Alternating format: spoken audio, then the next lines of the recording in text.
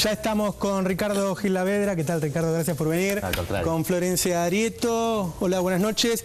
Ex encargada de seguridad del Club Atlético Independiente, muchos la recordarán, y especialista en penal juvenil. Florencia, ¿sirve esta idea de bajar la edad de imputabilidad de los jóvenes? ¿Es necesario? Yo tengo una posición tomada al respecto que no viene de ahora. Yo hace bastante que escribo del tema.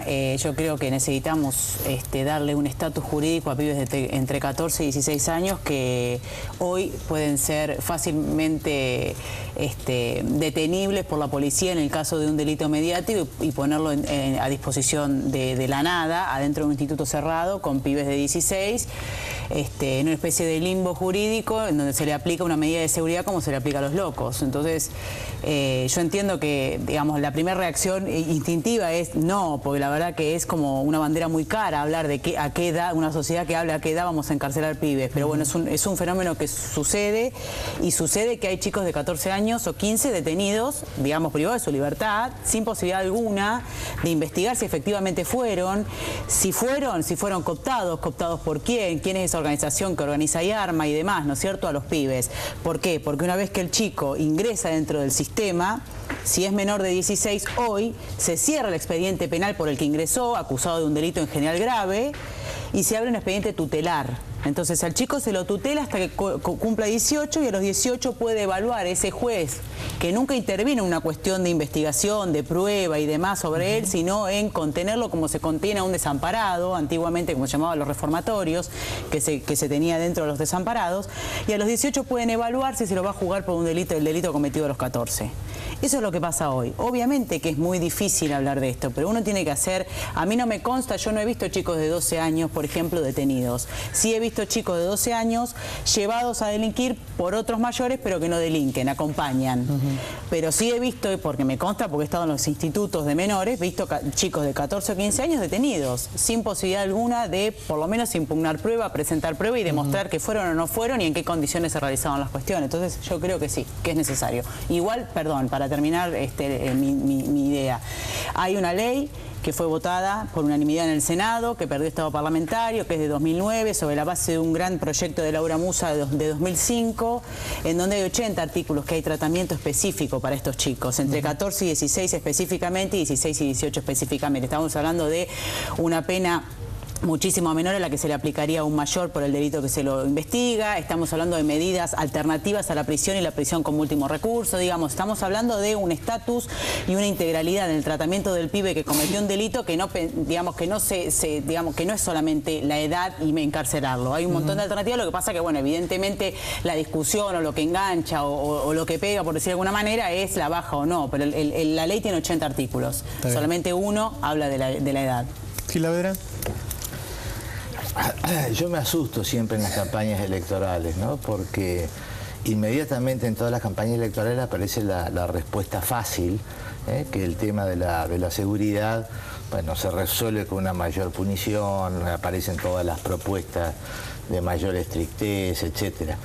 Y un tema en el cual yo diría que no es imposible que las fuerzas políticas se pongan de acuerdo en los grandes trazos, en las grandes directrices, como es la seguridad. Bueno, siempre priva, yo no sé, este país, la Argentina, siempre priva los egoísmos, las mezquindades, etcétera. En seguridad, incluso hay un acuerdo de seguridad democrática que firmamos muchos partidos, incluso el Frente para la Victoria, yo lo firmé junto con Rossi en su momento, que establece toda una serie de pautas en materia de seguridad, que tienen que ver, uno, estadísticas, saber qué delitos se cometen. Dos, reformar las leyes atinentes a las fuerzas de seguridad, democratizar las fuerzas de seguridad. Uno de esos capítulos es el que decía Florencia, que es la cuestión de la ley penal juvenil, que no es un tema de imputabilidad o no imputabilidad. Hay que tener en cuenta que en la situación actual, como ella decía, a un chico de 14 años lo pueden meter adentro, no preso, sino tutelado, bueno, sin delito. Y sin límite de tiempo. Eso es una barbaridad. Es inadmisible que en la Argentina de hoy esto subsista. Y me parece que este acuerdo mínimo entre las fuerzas políticas para establecer un régimen penal juvenil que atienda de manera diferenciada a los chicos, que los haga responsables frente a la ley penal, pero a su vez les dé derechos, les dé garantías, como tienen todos los países de Latinoamérica, bueno, ¿por qué no podemos sancionarla? Pues, repito, no es un tema de seguridad, es un tema que hoy, como está la legislación, uno puede encarcelar sin delito a un chico sin límite de tiempo. De hecho, yo siempre pongo el ejemplo para que la gente lo sepa, porque por ahí un ejemplo gráfico se entiende, no sé si recuerdan el caso Capristo 2009, fue 2008-2009, no me acuerdo bien, en donde en el sur, no me acuerdo si en Barracas o en La Boca, mataron a un papá que salía a recibir a su hijo que venía en auto, bueno, un chico menor de edad disparó y lo mató. A ese chico yo lo fui a visitar, estaba con una medida de seguridad, tenía 15 años y lo que estuvimos investigando alrededor de ese chico era que ese chico no sabía manejar. O sea, ese chico tenía la orden de hacerse del auto, o sea, ganarle el auto a la persona que lo había estacionado. Una vez que lo tenía, se lo entregaba, que a mitad de Puente Alsina estaba el reclutador mayor de edad que sabía manejar para llevárselo. A su vez, protegido por una comisaría de Lanús, como se los así, porque hay varias, tampoco. Eso no se pudo investigar. ¿Por qué? Porque al ser el chico menor de edad, quedó con una medida de seguridad sin posibilidad de todas maneras también. La ley que salga con respecto a la responsabilidad penal juvenil tiene que salir con recursos. Porque el 80% de la baja, digamos, no mueve el amperímetro de la tasa de criminalidad que los pibes delincan menores de edad, pues son el 4% del volumen de menores y el 0,1, el 0,5 que cometen homicidios. Pero de todas maneras, esa ley tiene que salir con recursos, porque el 80% de evitar que un chico, o que volvamos a discutir a qué edad tenemos que encarcelarlo, es la prevención. Hoy no se ha roto el núcleo duro de armas, drogas y marginalidad de las villas, y ahí es donde está el pibito que después termina trabajando para el narco, para el barra. Pero por otro lado, es el sector vulnerable. Casi el 65% de la gente que está presa son menores de 25 años de edad. En consecuencia, ¿qué se hace? Y pobres, menores y pobres. En consecuencia, ¿qué es lo sensato, lo adecuado, lo razonable? Política diferenciadas de contención a ese segmento. Prevención, y cuando decimos prevención, no vaciar la palabra. Prevención es estar en el lugar antes de que le den el arma al pibe. Si un pibe, es como yo siempre digo, y políticas diferenciadas en materia de empleo, en materia de contención, en materia de educación, políticas para la juventud. Políticas de juventud. Es muy difícil ponerse de acuerdo en esto y no salir a decir, bueno, somos sheriff, las pistolas, etcétera. Eso es una locura. Medidas demagógicas y irracionales. Me parece que el país lo que reclama en serio son políticas racionales en materia de seguridad, porque se puede hacer muchísimo más de lo que se hace, porque la verdad que se está haciendo es un desastre. Usted dijo que el régimen actual es una porquería en materia de derechos humanos. ¿A qué se refiere? Lo mismo que dijo ella, que lo podemos encarcelar a un chico, privarlo de libertad sin delito. Si está en peligro material o moral, en situación de abandono material o moral, un juez puede hacer lo que quiera con él. Igualmente también hay hoy la ley 22.278, que es la ley de 1980, la dictadura, que establece lo que le va a pasar a un chico que comete un delito entre los 16 y los 18, son imputables, son perfectamente juzgables, pero el tribunal puede supeditar la aplicación de la pena a ese chico a los 18. Claro. O sea, entre los 16 o 18 también lo deja una especie de limbo, porque la verdad que no sabemos en qué contexto el chico está entendiendo que lo que hizo está mal, porque si es un contexto de violencia va a salir más violento. Entonces, a los 18 se junta el tribunal y dice, che, ¿qué le aplicamos? ¿Pena por el homicidio o lo largamos? Entonces, en esos dos extremos, entre volverlo a los padres, que quizás el motivo de conflicto y de expulsión al delito es esa falta de contención familiar, y 25 años de cárcel en una cárcel de máxima seguridad, es una locura. En el medio tiene que haber otras cuestiones, y esas cuestiones tienen que ver con la prevención. Vamos a ver un minuto lo que dice la gente sobre el tema y volvemos.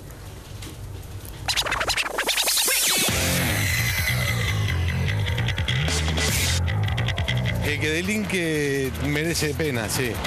No sé si en el mismo lugar que los adultos. Yo creo que en parte soluciona, porque cada vez tenemos más inseguridad. Estoy de acuerdo con eso, pero se tienen que poner de acuerdo entre ellos. No habría que bajar la edad, para nada. Tiene que hacerse, pero no enviándolo a una cárcel donde estén mayores. Sí, estoy de acuerdo porque la mayoría de los delincuentes son menores de edad. Hay que considerar otro tipo de de herramientas para resolverlo. Y me parece perfecto también. Los chicos cada vez más chiquitos los ves delincuentes.